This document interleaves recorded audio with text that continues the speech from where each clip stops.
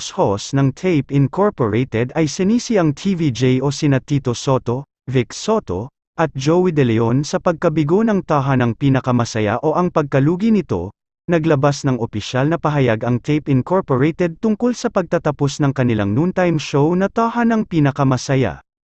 Sa kabilang banda, nagpasalamat ang GMA Network sa Tape sa kanilang matagal na partnership. Ayon sa ulat, kamakailan ay nakipagharap si John Haloshos, ang Pangulo at Chief Executive Officer ng Tape, sa kanilang mga empleyado. Dito, ipinaalam niya na ihinto na ang produksyon ng tahanang pinakamasaya simula March 6, 2024.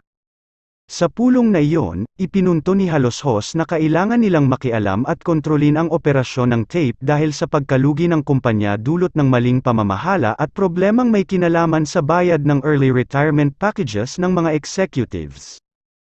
Pahayag ni John Haloshos